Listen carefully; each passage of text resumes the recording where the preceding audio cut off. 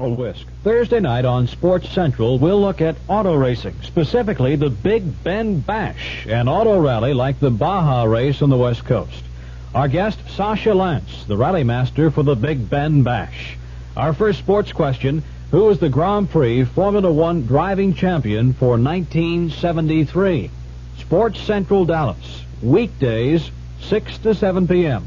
Thursday, the Big Bend Bash, right here on KRLD. The CBS Radio Mystery Theater presents...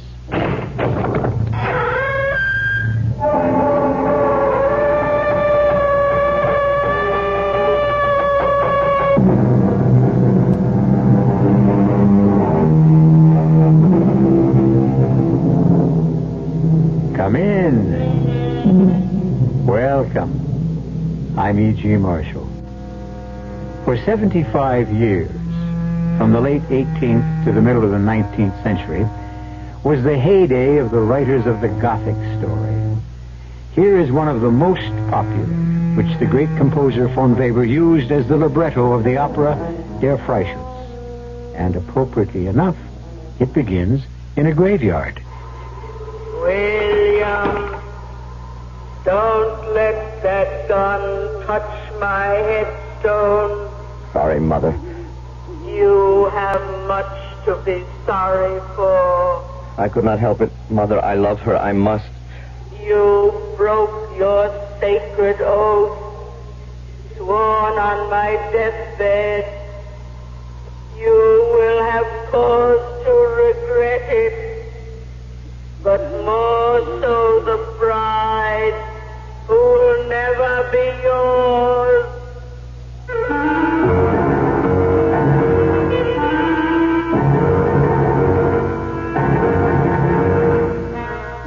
Our mystery drama, The Fatal Marksman, was written especially for the Mystery Theater by Ian Martin and stars Michael Wager and Suzanne Grossman. It is sponsored in part by Anheuser-Busch Incorporated, Brewers of Budweiser, and Buick Motor Division. I'll be back shortly with Act One.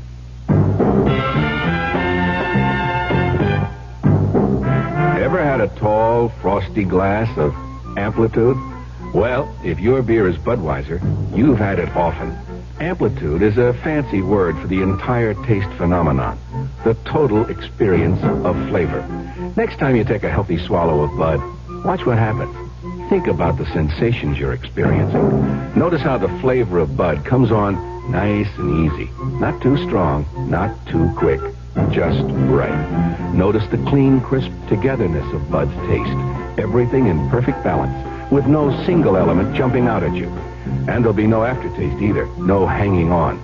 And you'll be refreshed and ready for another glassful. Actually, Bud drinkers have been experiencing Amplitude for years, but they never phrase it that way. They just say Budweiser, and that says it all. Anheuser-Busch, St. Louis. It's a beautiful day. I'm waxing my car, and my neighbor comes out with antifreeze. And I say, antifreeze now? And he starts to sing. You can never buy Prestone too early. Do it now, don't you wait. You can never buy Prestone too early. You can only buy it too late. Sounds crazy, but a 50-50 mix of Prestone 2 winter-summer formula and water, about 2 gallons for most cars, helps prevent boil-over even in traffic jams, because it helps your cooling system handle heat better than water. Fresh boil-over protection and fresh corrosion protection, too, because only Prestone 2 has a patented silicone silicate inhibitor system. Nothing beats it for corrosion protection. Summer, winter, all year round, you can never buy Prestone too early. You can only buy it too late. If you can't trust Prestone, who can you trust?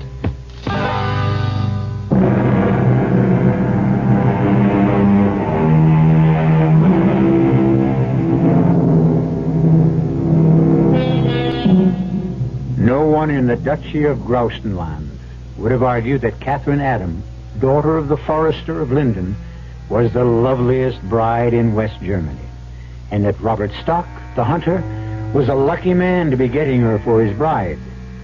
No one except Catherine and her mother, that is. For Catherine was very much in love with William Brager, a young bailiff's clerk.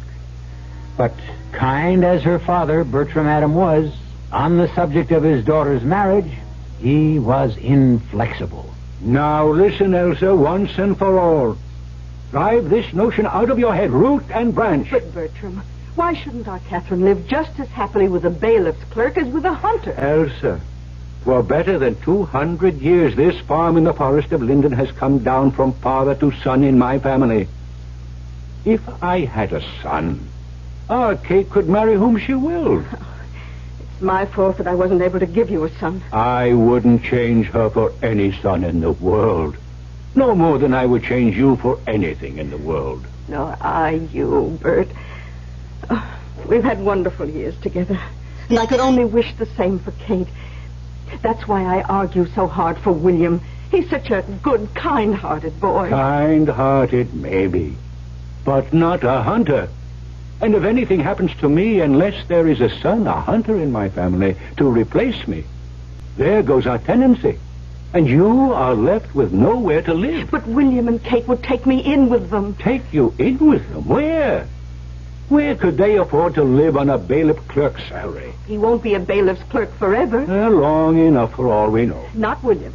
Oh, no. He has a good head on his shoulders. And when he gets to be a bailiff, what a step up in life for our daughter. No, wife. Kate will marry Robert. But she doesn't like Robert. All right. All right. It's not altogether Robert I care about myself.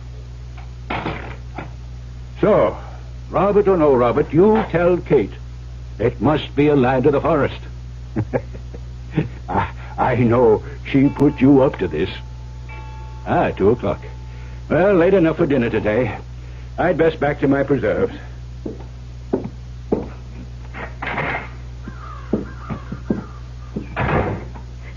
Kate, you can come out now. Well, did you hear? Enough to know he won't agree. He has his reasons. He's just a stubborn old man, and I'll never forgive him. I'll run away. Oh, hush now. You don't mean anything you're saying. I do. I'll never marry anyone. I'll take the vows. Come now, Kate. Stop making a scene.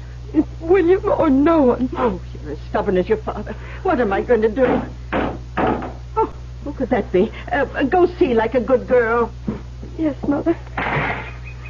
William! Kate. Oh, Oh.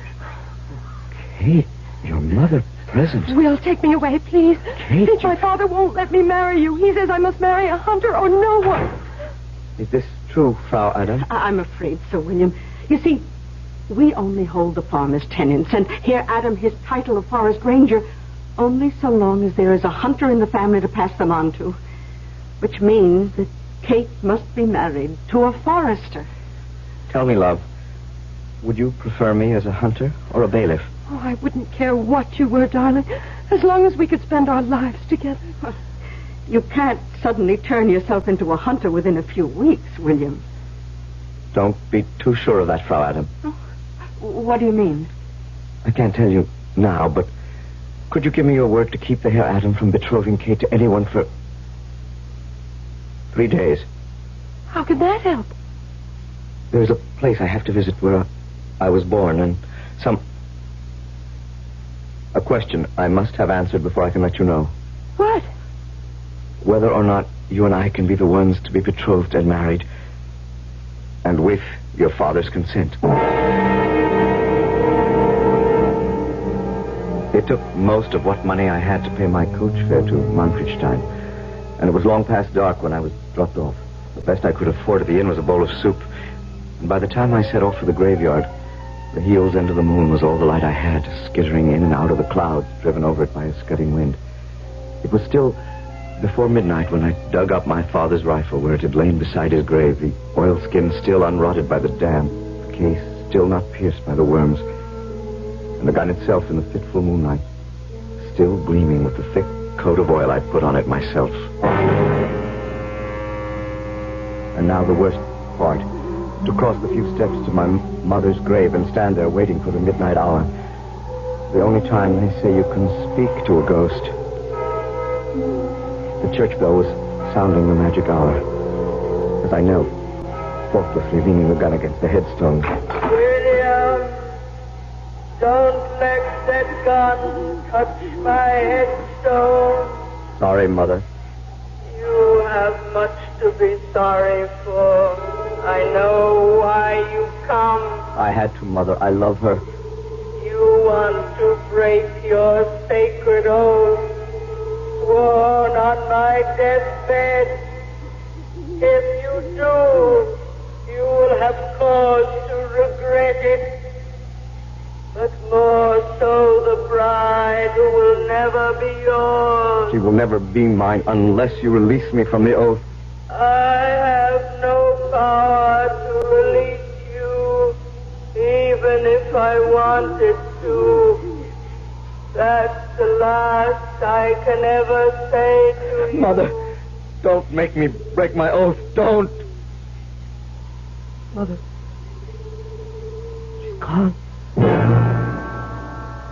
I had hoped against hope my mother could change, but I knew in my heart when I came that my mind was already made up one way or another.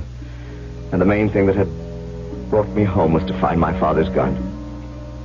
It took me 2 full days and a night to retrace my way along the road from the coach had brought me. And dusk was beginning to fall when, exhausted, famished, and dirty from the road, I knocked on the door of the Adams house. William! Oh, Will, darling, come in. Where have you been? Where... Forgive me. No food, water, no sleep, Bert, get some schnapps. Right away, Elsa. Mother, he's not... No, he's just fainted. Get that big case out of the way, whatever it is. Oh, that's a gun case. That's good quality, too. I wonder if you'd forget guns just long enough to get some schnapps into this poor boy. No, I'm all right. I can get up. Yeah, now, get some of this into your belly first. And put some strength in your legs. Oh, I feel better now. Thank you. What happened to you, darling? Nothing happened to me. I did it all to myself. And for us, I can get up now. Yeah, I'll help you up. Oh, thank you. I just overdid a little. Yeah, now, what have you been up to? I went to fetch my father's gun. My father was Forrester General Wilbrager of Manfredstein. So if it's a hunter you want for your son-in-law, it's a hunter you've got.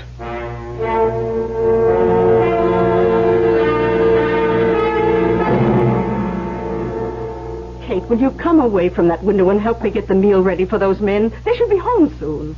That's why I'm watching, Mama. And doing a little praying, too, I suppose. That Will shoots straight and true. He must be very out of practice. Oh, from the way he handled his gun this morning when they were getting ready to leave, I don't think it'll take him long to get his eye back. Oh, Mama, are you sure? Who can be sure? The proof is in the pudding. Oh, which reminds me, the dough for my apple strudel, if I let that too long in the oven... Oh, Will, my darling, shoot true. Straight and true as my love for you.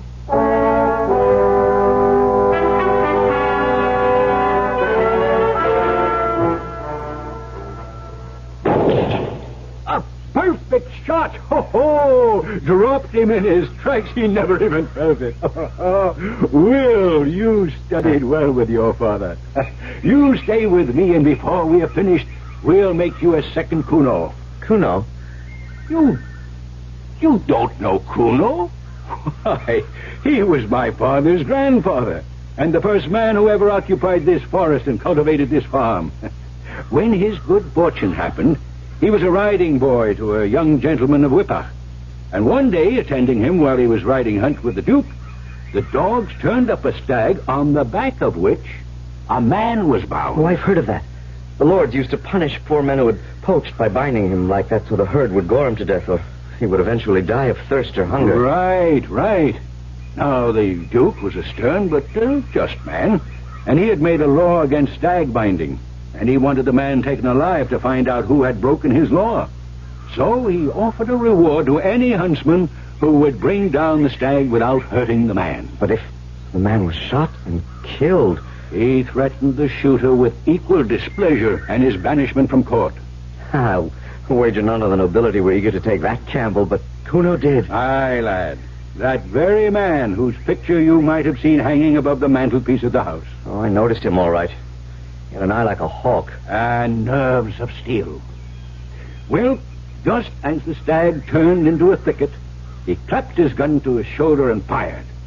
At that same moment, out rushed the stag, staggered and fell, and the man, unwounded, save for some scratches. And the reward was the farm and the title of Forest Ranger. To Kuno himself and his heirs forever. Oh, what a magnificent reward for one shot. Aye, so thought many people, especially those who had been afraid to take the risk. And so gossip started. And since it was the nobility mainly who wished to save their faces, what did they do but persuade the Duke that Kuno's shot hit the mark through witchcraft and the black arts? But surely the Duke knew what a fine shot Kuno was. Well, it was the quickness of the thing, you see. Kuno could line up a target as fast as lightning, but the others argued that it was so fast he just fired at random.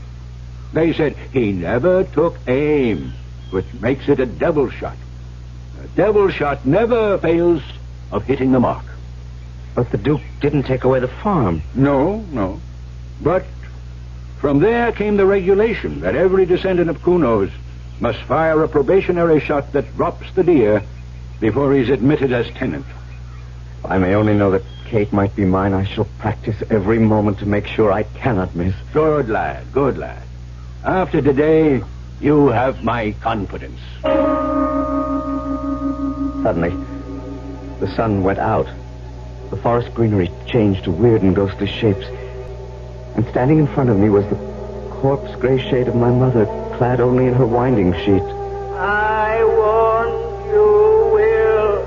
I want you. Only God can help you now.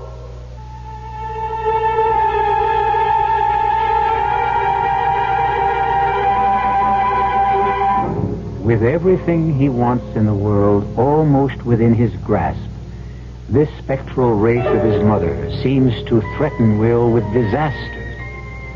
Or is she only a figment of the imagination, a prick of conscience in a young man's mind, already overtired and heady with excitement of the oath that circumstance is forcing him to break?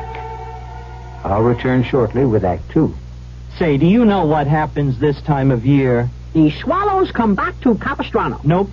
The buzzards come back to Hinkley Ridge, Ohio. No. Bulldogs all over the world begin to shed. Not even close. Oh. This, my friend, is the time of year when you can get a super little deal on the practical but elegant Buick Apollo. And just between you and me, it may very well be the best chance you'll ever have to buy a Buick. I could have sworn this was Buzzard Day in Hinkley.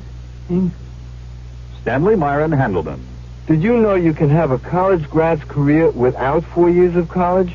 All you need is a year or two of technical education to work in fields like engineering, health service, automotive design, and forestry. The facts are in a free booklet called 25 Technical Careers in 2 Years or Less. Just write, Careers, Washington, D.C. 20202. A public service message of this station and the advertising company.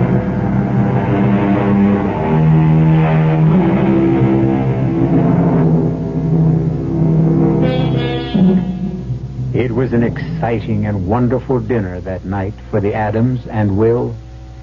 In the warmth and regard of his future father-in-law, the unutterable delight of his bride-to-be, Will was almost able to forget that frail, grieving wraith who had faced him in the forest.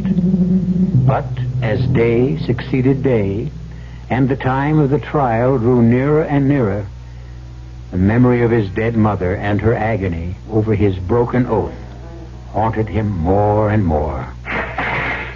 Will? Darling, what brings you home so early? You can see. Oh, not an empty bag again. What's the matter? What's happened? Kate, darling, I don't know. I'll have a deer in my sights and the gun will misfire. I'll come upon a partridge at point-blank range and my shot will veer and hit a tree 3 feet to the left. I swear I think that gun is enchanted. You're just having a run of bad luck. It happens to every hunter, even father. Not like this. And the worst of it is he's blaming it now on sheer heedlessness on my part. He thinks that all I think about is you. Well, at least some of the time you do, don't you? Oh, Kate, I have to struggle very hard to keep you out of my mind. I love you so.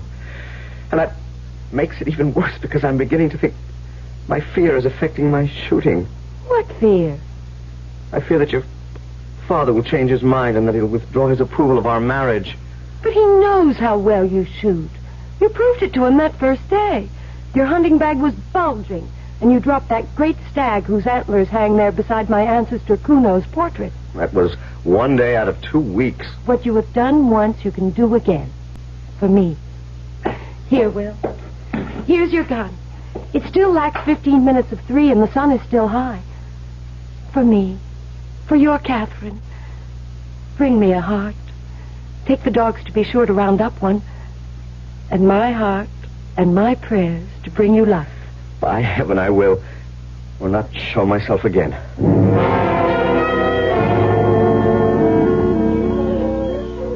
Ah, there's a prize buck. Let me just get a bead on you, my beauty. Not 50 paces away. I can't miss. I couldn't have missed him. I couldn't. Kate, forgive me. I'll reload and still bring you your game. And be damned to whatever devil may try to lay his curse on me. Hey, hold fast, comrade. What ails a man to cry out so on a day such as this one? I turned in my tracks. And there, sitting under a nearby tree, was an old soldier with a wooden leg and a dusty, travel-worn uniform. Threadbare and barely holding together. Well, is it body or purse that's ailing? Health or wealth that escapes you? Or has someone put a spell on your gun? What did you say about my gun? Oh, man and boy, I've spent my life with guns. And if I say it as shouldn't, as no one knows more about them than I do. I see you looking at my wooden leg. Oh, I'm sorry. I meant no harm. Oh, it happened so long ago, I never think of it. Cavalry sabers separated that from me. You wouldn't have a bit of tobacco you could share with an old soldier? Why, yes. Just a minute. Here, let me hold your gun while you dig it out. That's as fine a piece as I have ever seen. No man could have missed that buck with this unless it had been charmed. Oh, I never thought on that. Here's your tobacco, sir. Oh, thank you. I'll just take a pipe load. And... Oh, keep it. I have more at home. Charmed, you say? Then all I'd have to do would be to change my gun and... Oh, not so fast. If the spell has been proper laid, you'll have no better luck with any other gun. Oh, I can't believe that. If no gun I put to my shoulder will shoot true, how then can I ever be a Forrester?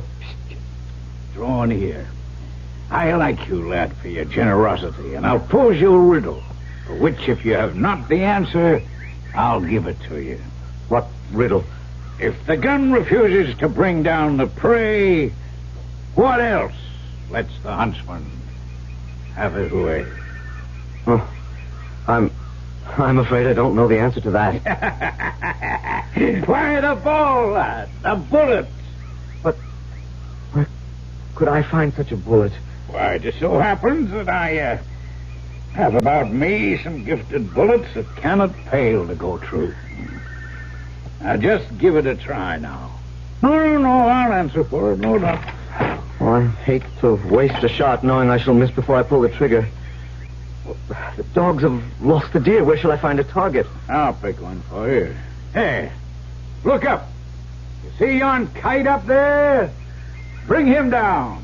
Oh, well, not only is he almost out of range, but he's but a speck. I can scarce see him. Still take him and fire, never doubt. Well, what have I got to lose? That's the spirit I like.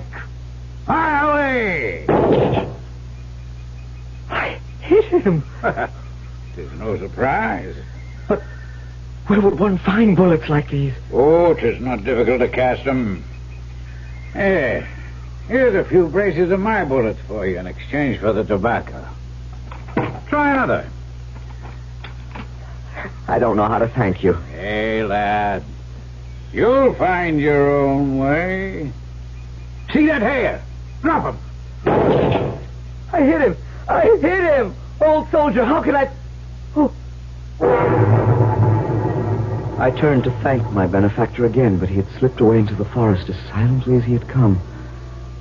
One mistake I made. I shrank from telling anyone, not even my beloved Kate, of the gifted bullets. Oh, Ilse, now. So much for your nonsense about enchantments on Will's gun.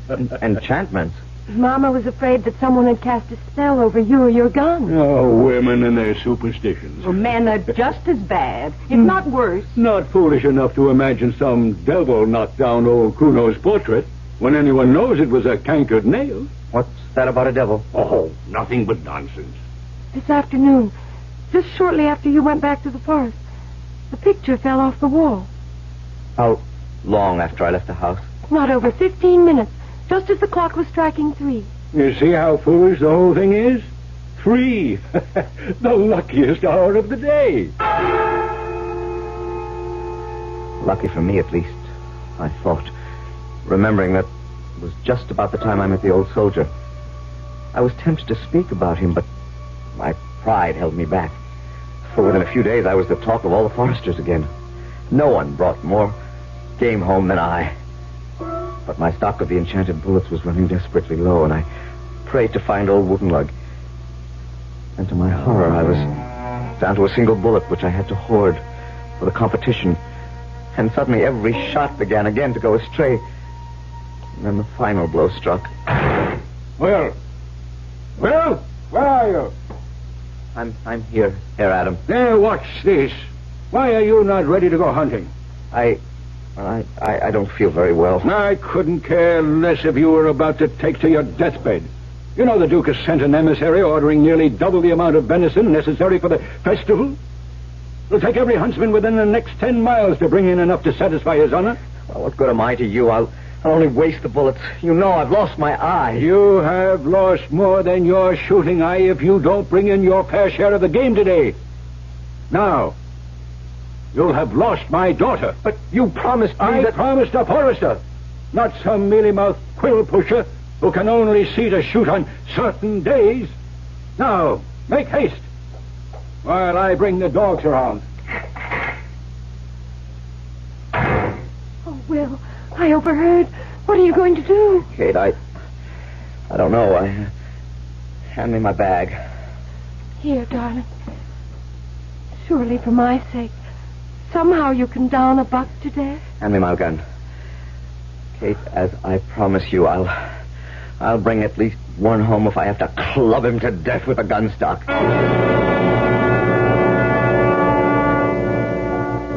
I threaded my way through the trees in despair. Kate, I had resolved, to me was lost. Which way to lose her? To use my magic bullet now and escape her father's displeasure only to fail the competition shot? Or to hang on to the bullet for the Duke's competition? Of a sudden, a ridge away through the trees, I saw a herd of deer coming. Automatically, I loaded the last precious bullet in the breech, aimed my gun, but still my finger refused to squeeze off a shot. Fire away, boy, fire! You'll never have a better chance.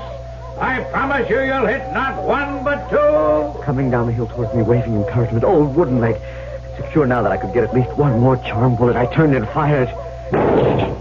He was right. I had got not one but 2 roebucks with one shot. I turned to hurry and meet him and greet him, but there was no sign of him. He was gone, as if the earth had literally opened up and swallowed him. And all my hopes with him. What a shot, Kate. You should have seen your husband-to-be. You would have been proud of him. 2 bucks at one shot. One might almost think it was a magic bullet. Oh, women and their superstitions. Is that what happened, Will, eh? Did you make yourself a magic bullet, like the scandalous charge they tried to make about old Kuno 2 centuries ago? I beg your pardon here. Adam, what did you say? Will isn't feeling himself today. Sometimes I wonder about the stories of old Kuno and the devil's shot. Kuno's was no devil's shot. Are you saying there is no such thing? Oh, there's always gossip of such a thing. You say that's how Peter Franz died. They found him on the road all torn and clawed to pieces. By whom? One thing he never could say in his confession to the magistrate. What did he say to the magistrate? Why, that he and some old wooden-legged soldier had been trying to make some magic bullets. Did he say how such a bullet could be made? Oh, it is all a pack of nonsense, of course, but for the sake of a good tale to give us all the goosebumps, you must go to a crossroads, make a circle with a bloody sword, and in this circle lay a skull and bones crosswise. On the stroke of 11, you start to cast the balls. 60 and 3. No more, no less. Nor must you step from out that charmed circle, no matter what apparitions appear, or shrieks rend the air, or owls or bats or other hideous things might beat against you, until the last stroke of 12. And of the bullets cast, 60 will carry true, and only 3 can miss. Peter was so scared at whatever happened to him inside that circle that long before 12 he fled from it. And little more could he tell before he died in horrible agony. Oh, God preserve all God-fearing folk from such snares of Satan. You frightened the heart out of me. And look at Will. He's pale as a sheet. The poor darling hasn't been feeling well all day. You should never have forced him to the hunt, Papa. True enough. He said he was out of sorts. Well, God grant he be the same way when the provisional shot comes up day after tomorrow, so he may shoot as he shot today.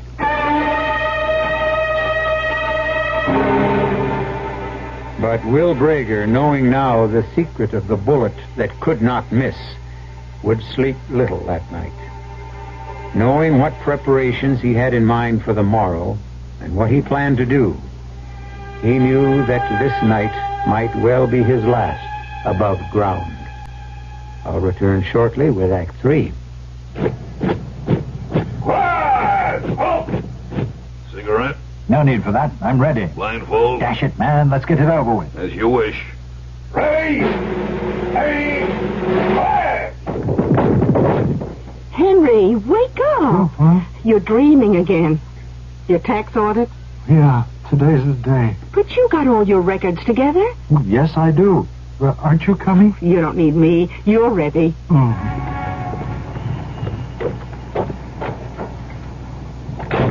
Can I help you, sir? Well, you're here for an audit. Uh-huh. Won't you have a seat? Thank you. Well, now, let's see. If you have good records of your income and receipts for your deductions, an audit of your federal income tax return can be easier than you think. How did it go, Henry? Ha! No problem. Nothing I couldn't handle. This message presented on behalf of the Internal Revenue Service.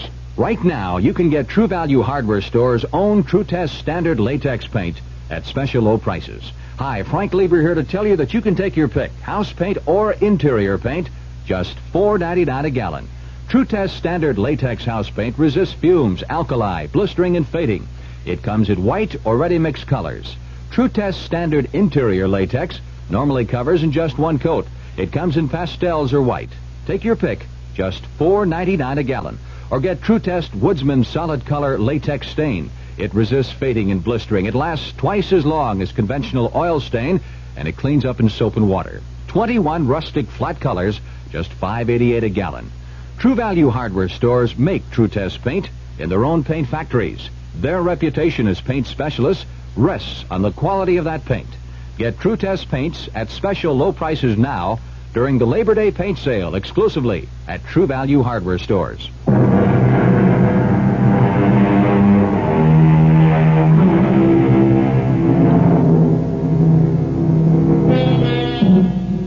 That same night, once all the rest were asleep, Will stole from the house. Then, having borrowed a spade and a sack, he stole away to the nearest graveyard. Well before dawn, he returned with a skull, 2 thigh bones, and the sword. The bones still caked with earth, and the sword rusted in the scabbard from their sojourn in some unnamed soldier's grave. After cleaning them off carefully, he stole back into the house, hiding them under his bed. It was nearly dawn before he fell into a deep sleep, just before the rest of the house awakened. Well, I'm off. I'll pick off a couple of bags of Cornish hen to garnish the table for the Duke. Oh, Will still asleep? You gave him the day off. Quite right, too. The boy should be well rested for his ordeal tomorrow. I'll see you later, Elsa. Kate, you look a little peaked. Anything wrong? No. No, Papa.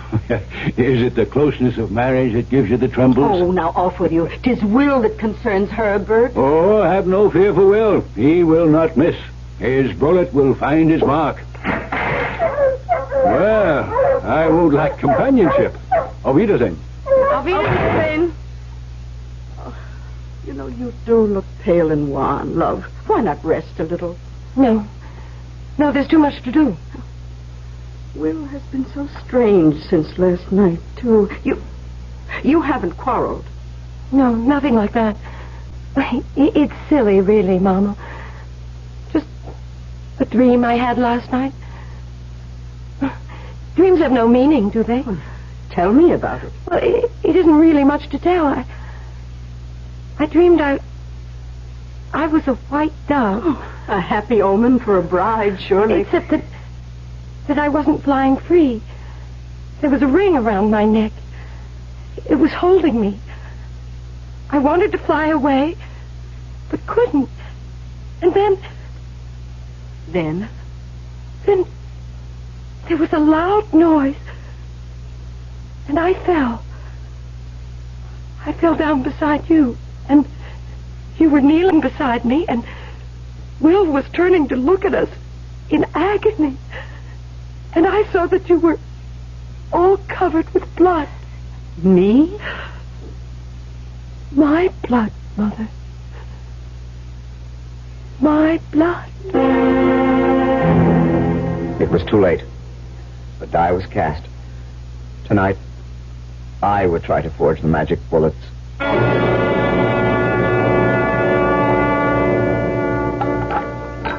So, a little wine for all of us. For this night, we will keep the bridal feast. Tomorrow 'twould be impossible with the Duke and his retinue here. This is our last chance as a family, before the wedding, to dine confidentially and affectionately. Prosit. Prosit. All the best of luck. Prosit. Rosie. And all the best of luck.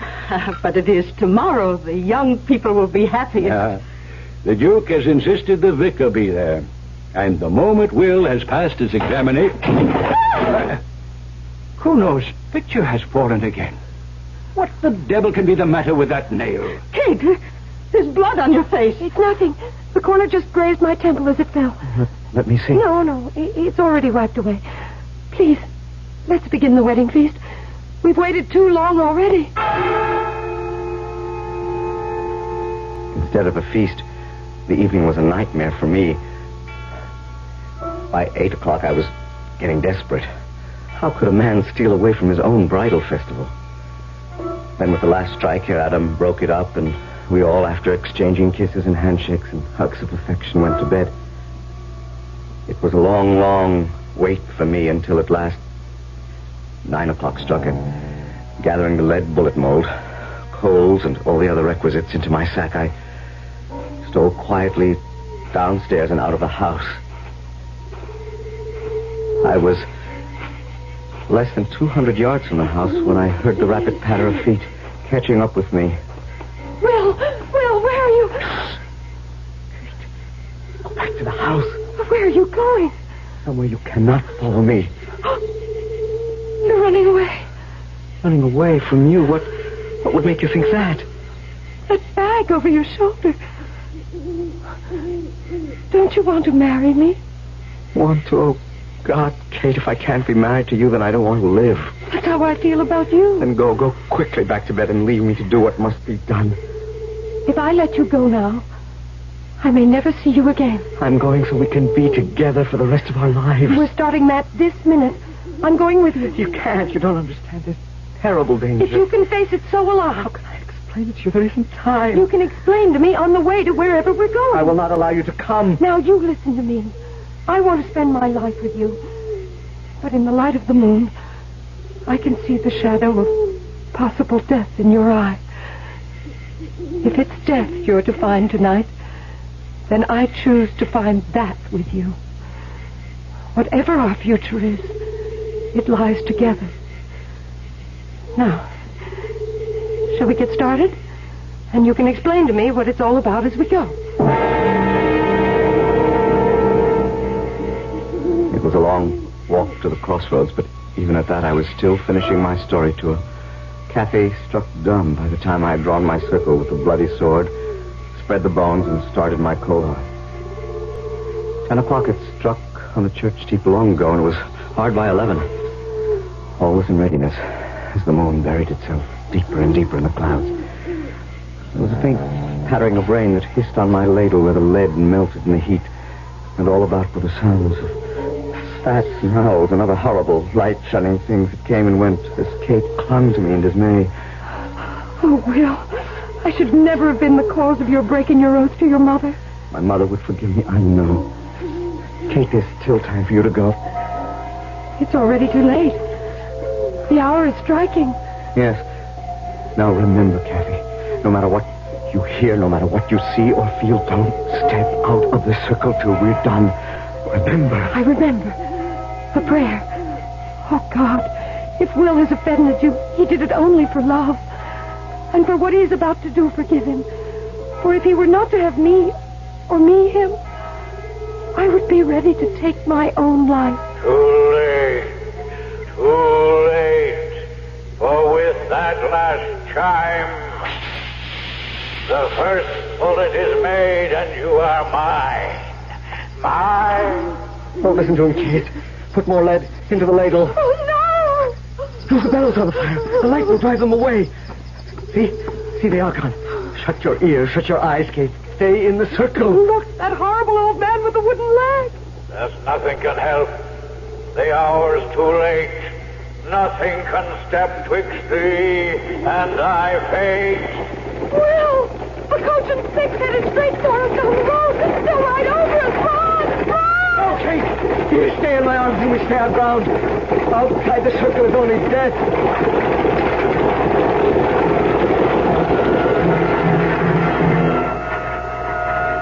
No use describing the rest of that hellish hour. The coach, reaching the circle, soared into the air to vanish. It did a ravening, slattering, huge, hairy boar that charged down at us from the crossroad. And all the while I molded the bullets while Kate kept the lead liquid for me. By my watch, it was almost 12. And as the 60th bullet was cast, the clock began to strike. And the moon came out full as I hastily cast the last 3. As I did, all was sudden silence. As there, standing beyond the circle, was old Wooden Leg. The witching hour, and the task is finished. You've stood the trial well. What would you have of me? Nothing. Nothing at all. What I want, I have prepared myself. Have you now? But with my help. By no means. I bargained for no help. I did not summon you. I covet you're bolder than most. So take the bullet you've cast, but remember, 60 for thee, 3 for me. The 60 go true, but 3 askew. All will be plain when we meet again. In a puff of black smoke, he was gone, vanished into thin moonlight air. And I took my bullets and my fainting bride home, torn by black despair and frightening hope.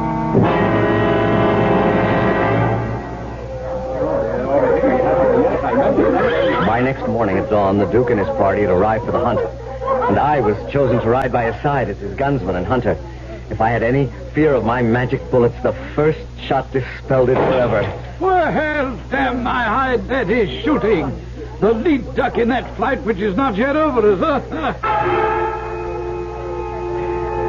Partly from relief, but mainly I am ashamed because of the Duke's flattery.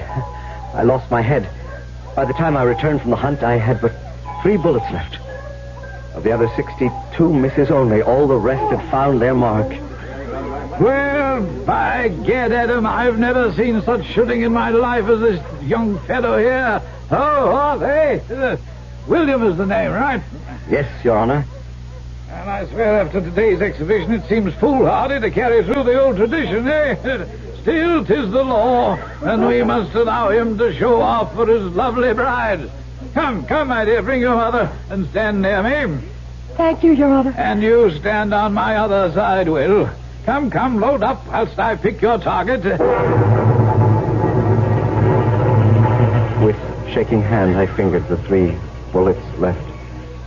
Which 2 the good, and which the one that could miss. I had to gamble. And just as I loaded... The white dove on that pillar far down the road. Bring her down. Oh, no. No, hush, girl, hush. What? Don't you want this likely lad for your husband, eh? Now, fire away with you. Ah! A dream. What on earth is the matter with the girl? Fainted? Oh, blessed Mary. Your Honor. No. 60 go true. 3 go askew.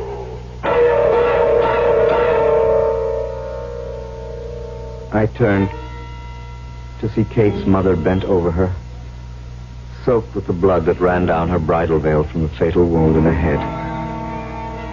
I had picked the devil's bullet, but I knew the one that I loaded for myself would go true, and I would join my bride wherever she was.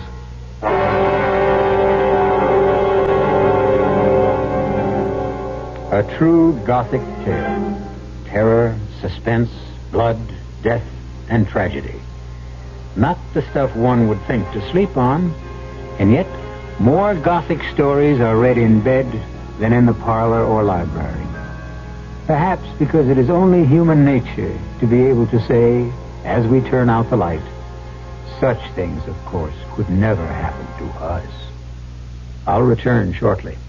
Excuse me, sir, but do you know what happens this time of year? Right on, pal. I happen to know that right about now a freak blizzard falls on Dumont, New Jersey, and they're snowed in for the rest of the summer. Happens every year. No. You see, what happens this time of year is that you can get a particularly good deal on what is perhaps the most luxurious mid-size car on the market, the mid-size Buick Century Regal. Well, what good's a car when you're hopelessly snowed in? Well, that's a point. A variety of assistance is available to the blind. Rehabilitation and library services can be had in every part of the nation. Cash payments for the needy and training in skills and techniques. You can help. For information, contact your local affiliate of the National Federation of the Blind, or write me, Kenneth Jernigan, President, National Federation of the Blind, 218 Randolph Hotel Building, Des Moines, Iowa, 50309.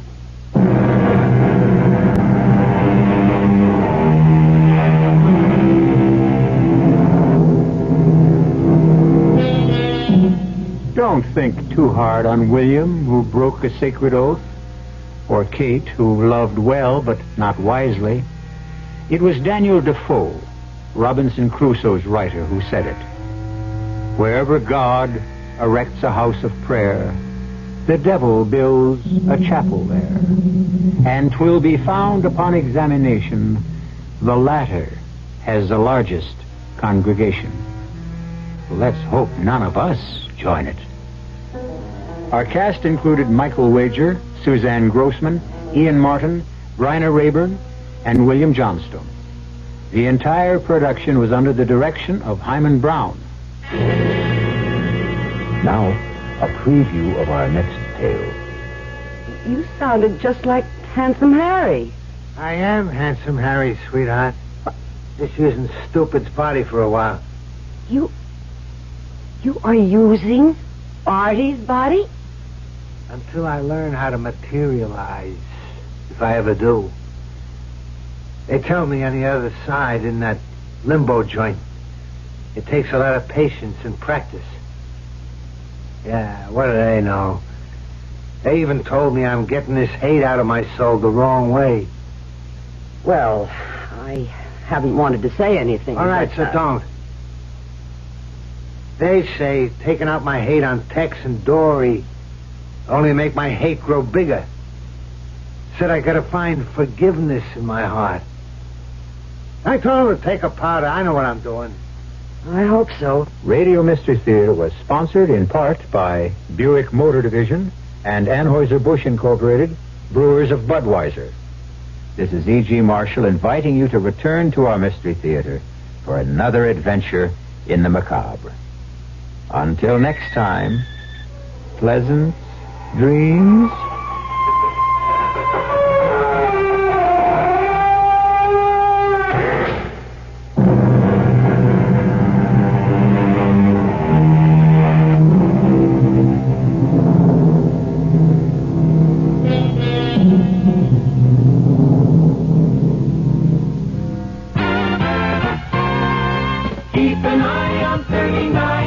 Where this fall, you'll enjoy Gomer Pyle, U.S. Marine Corps, each evening at 6:30 on Channel 39. Yes, it's Gomer Pyle, that well-intentioned but inevitable muddler of the Marine Corps, doing everything the wrong way. You'll break out in laughter as Gomer breaks up the company, each evening at